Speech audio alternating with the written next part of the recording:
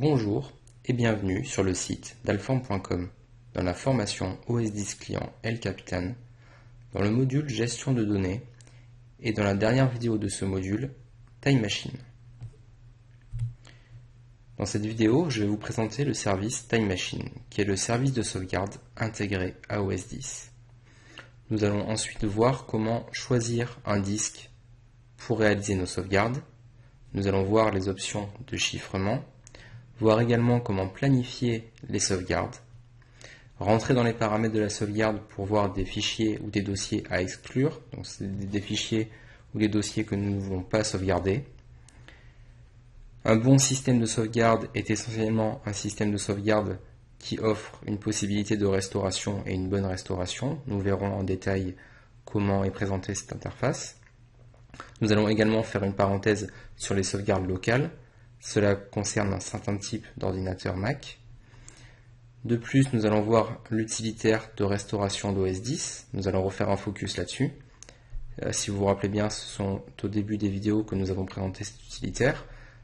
Cet utilitaire permet également de réinstaller OS 10, mais rappelez-vous, il y avait l'utilitaire Time Machine dedans, donc on va voir à quoi cela correspond. Nous allons voir le format de la sauvegarde, quelle est l'extension du fichier, et enfin nous allons voir les sauvegardes, comment les exécuter depuis le terminal. Donc là le programme est assez chargé, donc je vais y aller simplement et pas à pas pour vous présenter au mieux ce système de sauvegarde. Alors Time Machine, qu'est-ce que c'est? En fait c'est un système de sauvegarde qui est intégré depuis quelques années à OS 10. Il est très facile à configurer, voilà, c'est vraiment, en 3 clics ça peut être fini. Par défaut, les sauvegardes sont effectuées toutes les heures. Nous allons voir si on peut le modifier ou non et s'il existe des solutions alternatives. Et enfin, les sauvegardes peuvent être également chiffrées. Nous allons voir après, lors de la configuration, comment effectuer des sauvegardes chiffrées. Donc, Time Machine, avant de le lancer, il va falloir préciser où est-ce qu'on réalise nos sauvegardes. Alors, il faut savoir qu'on peut le faire à un disque connecté localement au Mac, ou même intégré au Mac. Typiquement, si vous avez un disque dur, vous pouvez le partitionner et effectuer la sauvegarde. Alors, ça marchera, mais le problème, c'est que c'est un peu idiot. Tout simplement, si vous avez fait une sauvegarde de votre Mac, c'est justement pour avoir une sauvegarde externalisée. Parce que si vous arrive quelque chose, imaginez, vous faites tomber votre Mac, il est cassé. Si vous avez partitionné votre disque, il n'y a pas d'intérêt à avoir une sauvegarde sur ce même Mac. Donc le but, ça va être, la manière la plus simple, ça va être de connecter soit une très grosse clé USB, par exemple une 128 Go, ou plutôt un disque dur portable en USB, en Thunderbolt, qui est une nouvelle norme, qui est très rapide également, pour réaliser vos sauvegardes. Nous, ce qu'on va faire, dans un premier temps, c'est qu'on va créer un disque dur sur la VM. Donc dans une vidéo précédente, j'avais montré comment on crée un disque dur quand on a manipulé l'utilitaire de disque, mais si jamais vous ne l'avez pas fait, là on va le faire. Parce qu'on va se mettre un peu dans un cas réel et pas dans un cas où on va partitionner notre disque. Donc pour ce faire, on va aller sur la machine virtuelle, donc voilà, là je suis dessus. Je vais l'éteindre.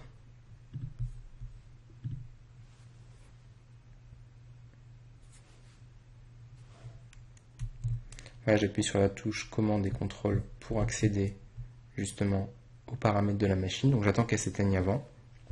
Voilà, j'ai le petit bouton play, ça veut dire qu'elle est éteinte. Et moi je vais aller dans les réglages, dans disque dur, et je vais ajouter un périphérique, et je vais ajouter un nouveau disque dur. Voilà, on va le mettre de même 40 Go. On regarde tout de même les options avancées, donc ça c'est bon. On applique. Je vais revérifier que le disque soit bien dans les réglages. Voilà, disque dur 2, très bien. Je redémarre la machine virtuelle. En attendant que cette dernière redémarre, on va revenir au choix du disque. Alors, il faut savoir que là, on va simuler en gros que c'est un disque dur USB ou en Thunderbolt, ce que vous voulez, mais un disque dur externe, mais connecté localement au Mac. Il faut savoir qu'il y a d'autres méthodes. Typiquement, un NAS. Donc moi, je prends l'exemple, à la maison, voilà, j'ai un NAS Synology. Et je ne l'ai pas formaté justement dans le format OS 10 étendu.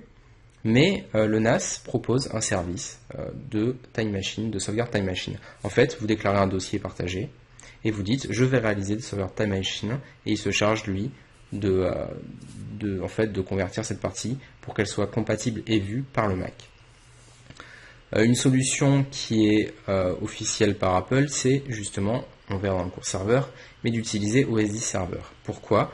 En fait, typiquement, si vous branchez un disque ou non à ce serveur, si vous choisissez par exemple de le partitionner, vous pouvez, avec OS10 Server et le service Time Machine, partager un bout de votre disque dur ou un disque dur externe et qui soit reconnu par les ordinateurs clients comme un point de sauvegarde. Enfin, Apple commercialise un périphérique qui s'appelle Time Capsule, qui fait office de routeur, enfin de routeur et même de borne Wi-Fi, et qui comprend en fait un disque dur intégré et qui est compatible avec le service Time Machine. Donc là, je pense que la VM a redémarré.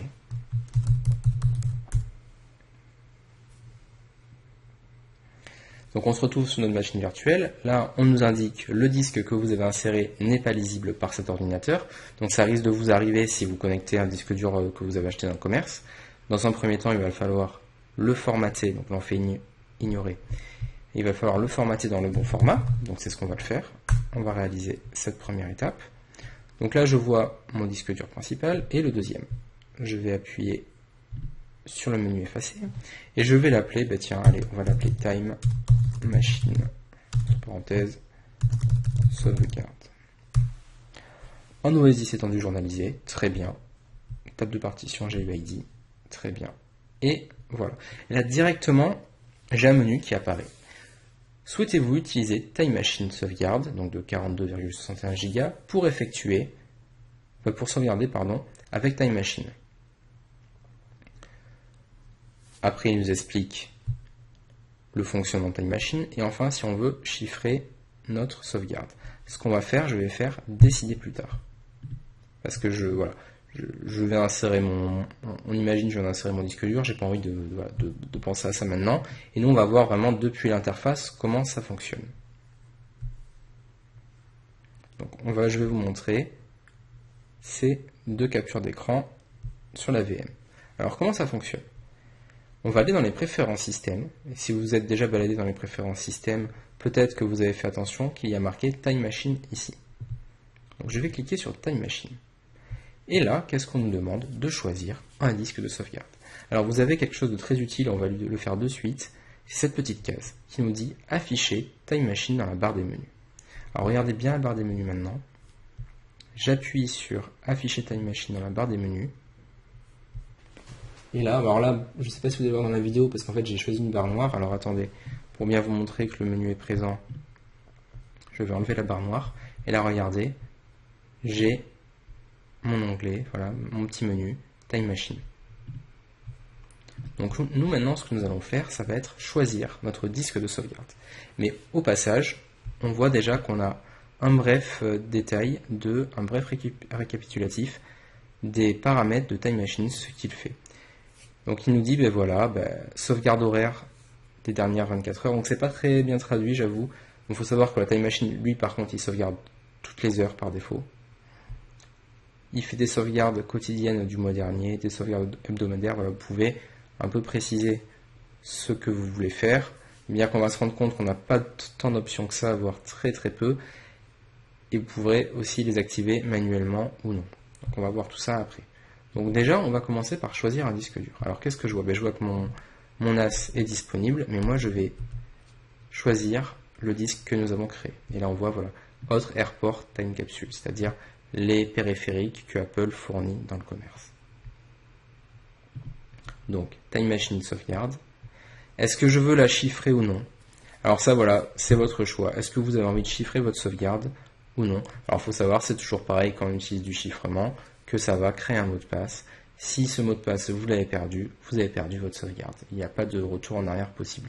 Donc moi, ce que je vais faire, et ça prend un peu plus de temps, bien évidemment, à sauvegarder. Moi, pour les besoins de la vidéo, je ne vais pas la chiffrer, mais je vous invite à essayer de faire une sauvegarde chiffrée et une autre non chiffrée, en deux dossiers bien évidemment distincts, en tout cas deux sauvegardes distinctes. Je fais utiliser le disque, et là j'ai mon disque de 42,6 Go qui apparaît. Il analyse ce disque et il dit, est-ce que je vois une sauvegarde plus ancienne? Eh ben non. Est-ce qu'il y a une dernière sauvegarde qui a été effectuée? Non. Et prochaine sauvegarde, il y a un décompte. 102, 101, 100, voilà. Il va réaliser une sauvegarde dans peu de temps. Alors surtout, ce qu'on va faire, regardez, le service Time Machine maintenant est activé. Il est passé automatiquement sur oui. Donc nous, ce que nous allons faire, c'est mettre non. Pourquoi? Ben, nous allons le voir juste après. Le chiffrement, voilà. Qu'est-ce qui se passe? Ben, quand je vais activer cette option, le disque va être reformaté automatiquement en OS 10 étendu, journalisé, chiffré. Donc ça, si vous avez eu la curiosité d'aller plus loin juste avant la vidéo, ben vous verrez, voilà, que vous allez avoir ce menu qui est affiché. Si le disque dur est partagé via le réseau, alors ça c'est très important, ce n'est pas le disque dur qui va être reformaté, mais uniquement la sauvegarde, votre fichier de sauvegarde qui va être chiffré. Typiquement, si j'avais utilisé mon NAS Synology pour effectuer ma sauvegarde sur le réseau, donc parce qu'il est partagé sur le réseau, le NAS, c'est le principe, uniquement mon fichier de backup, de sauvegarde Time Machine, aurait été chiffré. Le chiffrement du disque et la sauvegarde progressent simultanément. C'est-à-dire que, une fois que si on prend l'exemple d'un disque externe et on a coché la case chiffrement, donc il va être reformaté une première fois pour accepter voilà, la sauvegarde chiffrée. Et la sauvegarde est également chiffrée, et pas uniquement le disque. Typiquement, si on reprend l'exemple du NAS, le NAS, lui, ne va pas être chiffré, c'est que la sauvegarde. Et quand on va lancer la sauvegarde, en fait, si vous voulez, il y aura deux tâches parallèles qui vont se lancer, c'est-à-dire la sauvegarde, et juste un peu derrière, ce qui va se lancer, ça va être le chiffrement de la sauvegarde. Enfin, comme je vous le disais tout à l'heure, si vous perdez le mot de passe, la sauvegarde est perdue pour la restauration. Parce qu'en fait, si vous faites votre sauvegarde une première fois, vous rentrez le mot de passe, très bien, on est content, ça fait la sauvegarde, donc tout au long du cycle de vie voilà, de votre ordinateur, avant qu'il arrive en problème, ça va faire des sauvegardes, vous n'aurez pas besoin de taper le mot de passe, mais le jour voilà, où vous avez perdu un document, voilà, vous voulez accéder à quelque chose, on va vous demander le mot de passe d'accès à votre fichier de sauvegarde. Et là, malheureusement, si vous l'avez perdu, c'est fichu. Maintenant, voilà. Comment on planifie les sauvegardes Time Machine? Alors, soit on a vu, quand on a ajouté le disque, le petit curseur est allé sur oui. Et le décompte s'est lancé. Donc, si on laisse comme ça, en fait, en gros, toutes les heures, toutes les 2 heures, une sauvegarde va se lancer. Bon, très bien. Et le principe, c'est que si le disque dur est rempli, là par exemple on avait un disque dur de 13,8 Go, une fois que la sauvegarde atteint ce volume, elle va supprimer les éléments les plus vieux quand le disque est plein. Parce qu'il faut savoir qu'en fait Time Machine, il va faire une grosse sauvegarde au début, et après il va faire des sauvegardes incrémentielles. C'est-à-dire que par exemple, si dans le document, j'avais un document PDF et que je le renomme typiquement, il va re-sauvegarder par-dessus et dire voilà, il y a eu cette modification, mais uniquement au niveau du renommage. Il ne va pas re-sauvegarder le document. Donc ça fait également économiser de la place. Seulement, on a un problème avec Time Machine et pas des moindres, surtout en entreprise en fait, c'est qu'on ne peut pas changer la planification. Donc là, il y a deux méthodes. Soit, si on veut le faire en graphique, on a des logiciels tiers, soit on peut également les planifier en ligne de commande. Alors moi, je prends un exemple dans une entreprise dans laquelle j'étais intervenu, ils voulaient absolument utiliser ce service, qui est très bien, moi je le conseille, et il y avait quand même un sacré nombre d'ordinateurs. Mais ce que j'ai fait en fait, j'ai planifié voilà, tout au long de la semaine, il y avait tant d'ordinateurs par jour qui faisaient leur sauvegarde, parce que comme c'était des sauvegardes qui étaient sur un NAS, il fallait pas non plus que ça fasse tomber voilà, le réseau de l'entreprise, que ça prenne trop de bandes passantes. Parce que les sauvegardes étaient quand même, eux ils travaillaient énormément, ils créaient des centaines de documents par jour, donc voilà, la bande passante était quand même assez sollicitée. Et voilà, quand vous planifiez ce genre de sauvegarde, c'est bien de le faire voilà, soit le soir, soit pendant la pause du midi par exemple, vous en lancez quelques-uns. C'est une alternative. Maintenant, comment ça se passe? Comment on désactive la sauvegarde automatique? On l'a fait tout à l'heure, on a appuyé sur non. Et on pourra après l'activer manuellement. Alors comment on l'active manuellement? Parce que là vous voyez là, il y a l'interface mais on ne le voit pas. Et bien c'est avec cette petite icône et on fera sauvegarder maintenant. Alors il faut savoir voilà, que si vous décochez cette case, enfin si vous la passez sur non, en fait, les sauvegardes automatiques n'auront jamais lieu. Donc, si vous appuyez là-dessus, il faudra penser, vous, à appuyer sur sauvegarder maintenant, dès que vous voulez faire une sauvegarde. Donc, c'est un peu dangereux. Après, tout dépend comment vous travaillez. Mais après, si on le laisse en état, en fait, le problème, là, c'est que le Mac, ça va tout sauvegarder. À part certains fichiers qu'on verra après, mais typiquement, si je m'amuse à télécharger beaucoup de musique, bon, illégal bien sûr, beaucoup de fichiers vidéo, égal toujours pareil. Dans le dossier téléchargement, voilà, la sauvegarde elle va grossir pour franchement rien. Ça se trouve, le dossier vous voulez pas le garder, ou si vous téléchargez des binaires de logiciels, vous voulez pas forcément les garder. Donc on verra comment on traite des exclusions. C'est justement le prochain slide. Les exclusions, qu'est-ce que c'est en fait? Ça va permettre de choisir des fichiers et des dossiers à exclure lors de la sauvegarde. Donc ça c'est important. Par défaut, il y a un élément qui a été exclu de la sauvegarde, c'est la sauvegarde en elle-même. Ça paraît logique, mais heureusement, sinon ça serait un peu Inception.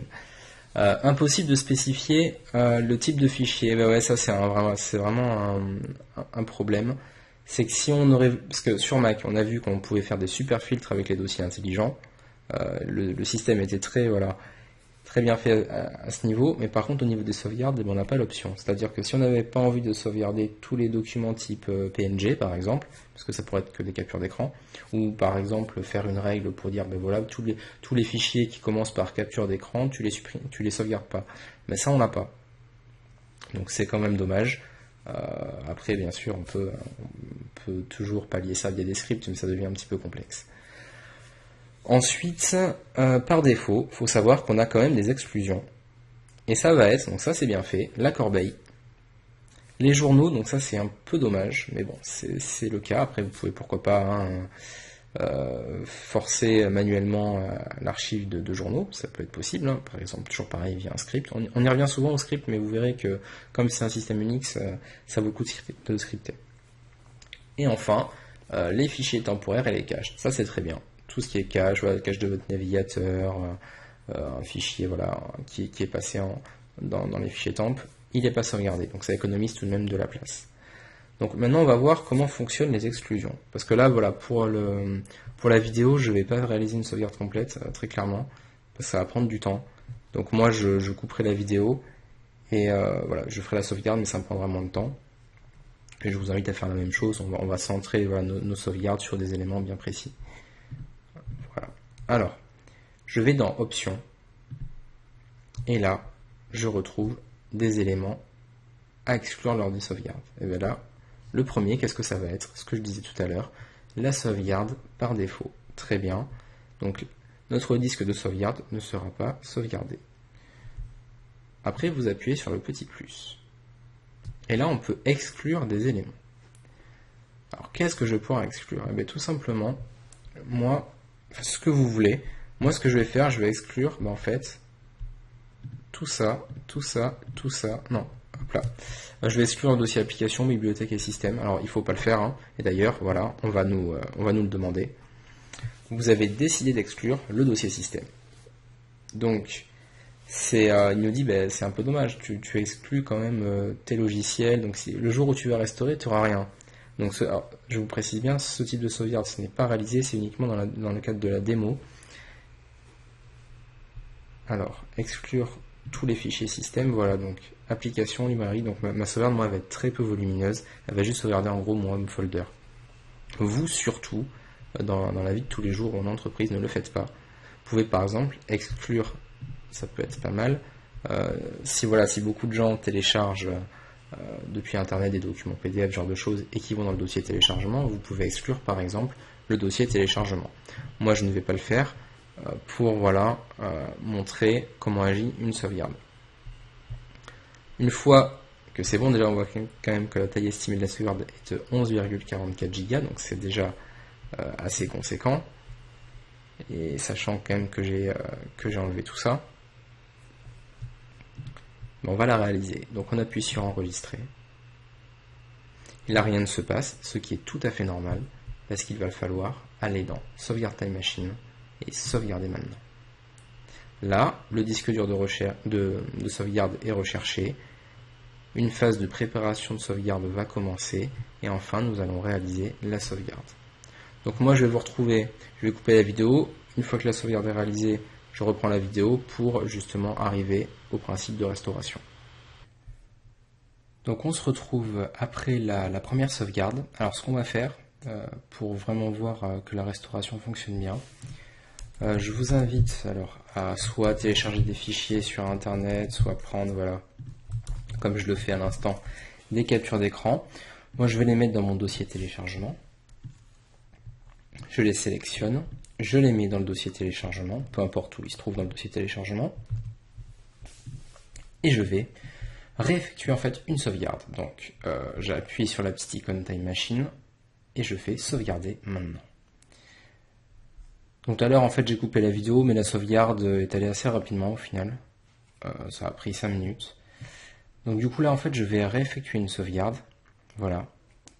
Alors là quand je vous dis que voilà qu'il fait une sauvegarde incrémentielle, c'est vraiment le cas. C'est-à-dire que ma sauvegarde, là il a détecté les changements et il a juste voilà vu que les changements effectués étaient dans le dossier téléchargement. Donc ce qu'il a fait, c'est qu'il a pris les images et il les a sauvegardées. C'est tout. Maintenant, nous allons voir comment on se balade en fait dans l'utilitaire de restauration. Pourquoi je dis on se balade? Vous allez vite comprendre. Donc pour aller dans, en fait, on rentre dans Time Machine, on clique sur la petite icône Time Machine en haut, et vous faites entrer dans Time Machine. Alors là, le problème, c'est que c'est une machine virtuelle. J'espère que ça va pas ramer. Non, ça a l'air d'aller. Voilà, et là, je suis dans le bureau. Regardez, il y a marqué aujourd'hui maintenant, et j'ai une petite flèche qui me permet de revenir à ma première sauvegarde que j'avais fait à midi 10. Alors, on va regarder avec le dossier téléchargement. Donc là, voilà, je suis dans l'interface. À midi 10, j'avais mon dossier ASIP de la précédente vidéo avec ma capture d'écran. Si je reviens maintenant à ma dernière sauvegarde, en fait, voilà. Alors là j'ai cliqué 2 fois comme c'est une machine. On a ça, et juste à la sauvegarde précédente, les dossiers apparaissent. Alors là voilà, c'est une machine virtuelle, là l'ordinateur est en train de souffler un petit peu, puis j'ai pas mis l'accélération graphique, donc forcément ça rame un peu, mais voilà. On arrive à avoir accès à nos documents. Pareil, à droite, regardez, j'ai une barre de défilement. Donc là, malheureusement, qui ne marche pas trop en machine virtuelle, mais là, quand on passe la souris dessus, on voit aujourd'hui les sauvegardes que j'ai effectuées. Une à midi 10, une à 13h34, et là, je peux retourner à maintenant, c'est-à-dire l'état actuel de mon ordinateur. Pour restaurer un document, comment on va faire? Alors, en fait, on va sélectionner un élément, et on va cliquer sur le bouton restaurer. Alors ce que je vais faire pour que ça soit parlant, je vais faire annuler. Et je vais prendre dossier ASIP. Je le prends, je le supprime, je vide la corbeille. Donc ce document, sans sauvegarde, là je ne peux pas le récupérer.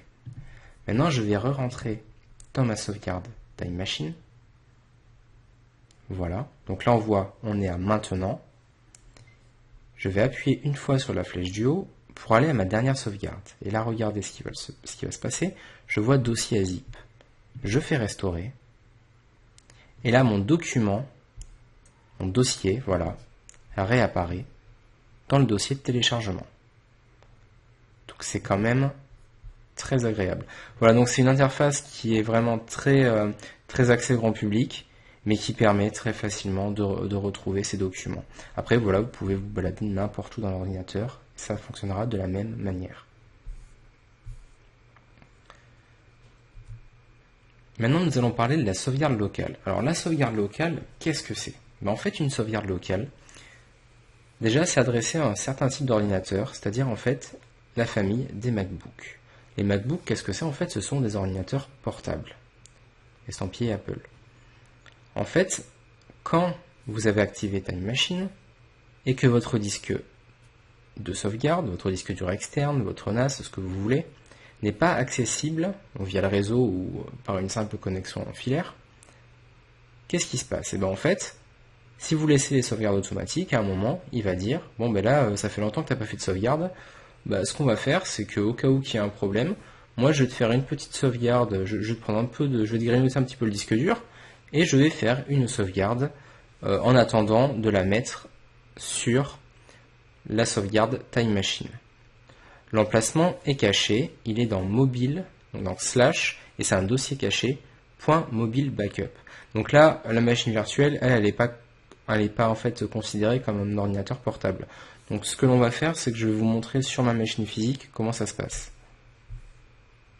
Alors voilà, là j'arrive sur ma machine physique, je fais POM à propos de ce Mac, stockage, et je vois que j'ai 358,3 mégas de sauvegarde qui attendent d'être sauvegardés. Effectivement, parce que moi je mets sauvegarde en manuel, et là ça fait on va dire 2 semaines que j'ai pas fait de sauvegarde. Voilà, donc là nous avons vu les sauvegardes locales.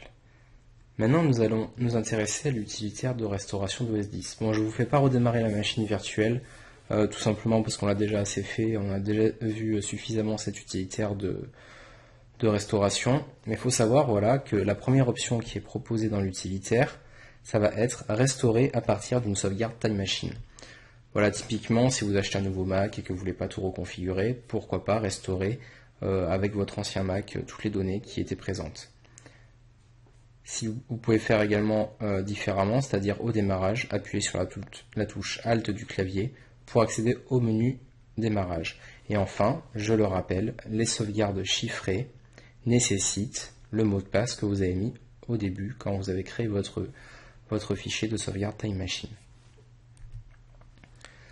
Maintenant, le format de sauvegarde, comment ça se passe? Déjà, la sauvegarde, elle va être visible depuis le Finder.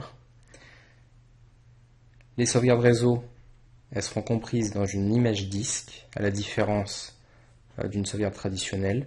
Et enfin, un seul fichier par poste est compris. Typiquement, là vous voyez une sauvegarde de mon dossier de sauvegarde, voilà, dans ma partition dédiée à la sauvegarde, et ça, une sauvegarde sur mon NAS qui en fait est un .sparse bundle qui est voilà un fichier image. Vous voyez la petite icône ici.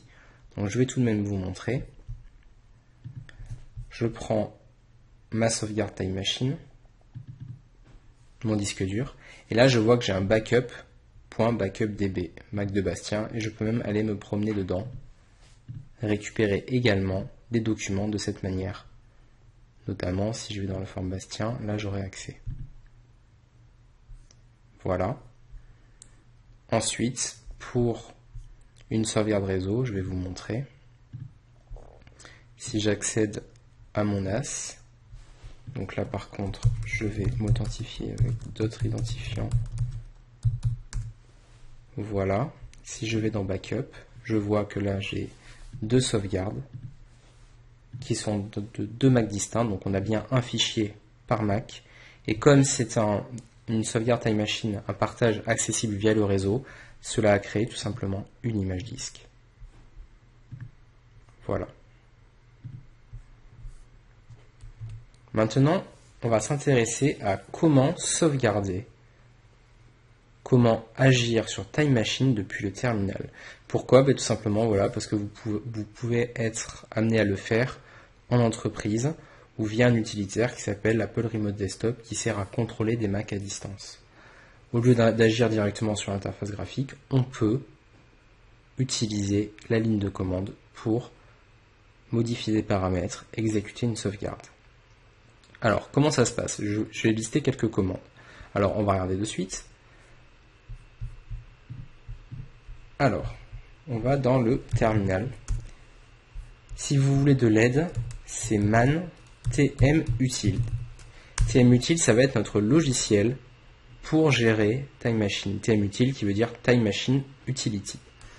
On a les options, je vous laisse les lire de votre côté. Nous, on va s'intéresser à quelques paramètres. Déjà, si vous vous rappelez bien, tout à l'heure, dans les préférences Time Machine, je vous ai précisé que j'ai désactivé la sauvegarde automatique. Si l'envie me prend de réactiver cette sauvegarde, comment faire? Tout simplement en mettant la commande tmutile enable.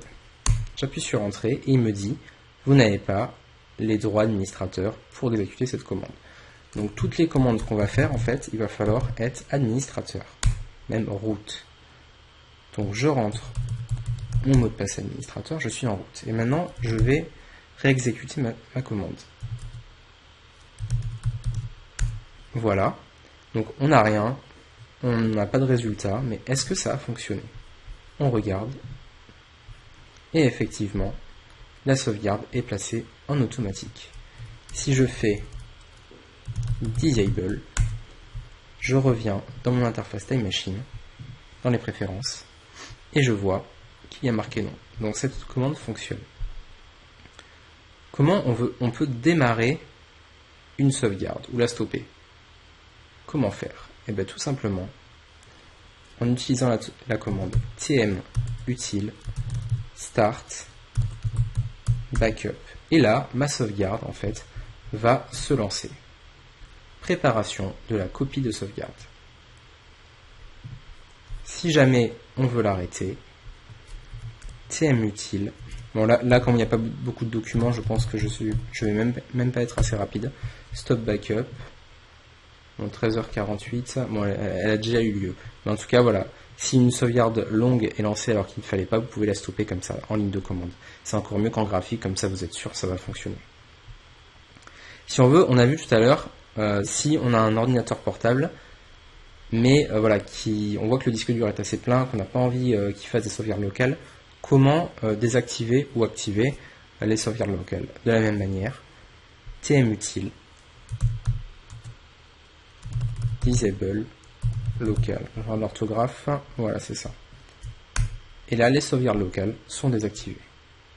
Si je veux rajouter voilà, une exclusion, comme on l'a fait en interface graphique, on va taper la commande tmutile. Alors là, ne le faites pas en route, mettez plutôt sudo tmutile, add exclusion, tilde pour dire que c'est votre dossier de départ, /desktop. Parce que si vous le faites en tant que root, il faudra marquer le chemin entier et pas le tilde, parce que comme on l'a vu dans les précédentes vidéos, on ne peut pas se loguer en tant que root, et dans tous les cas, là, on travaille sur notre session courante. Donc je vais peut-être pas montrer toutes les commandes, mais voilà, ça là, bon, je vous laisserai la taper. Ensuite, tmutile destination info, ça c'est super intéressant. tmutile destination info, ça c'est très intéressant. Pourquoi? Alors si je fais tmutile destination info, je vais voir le nom en fait du disque de sauvegarde, quel type de sauvegarde est utilisé, si elle est en local, si elle est en réseau, le point de montage, donc il est dans /volume time machine sauvegarde, et l'ID. Donc en fait ce qu'il faut retenir, c'est ces trois là qui sont très intéressantes.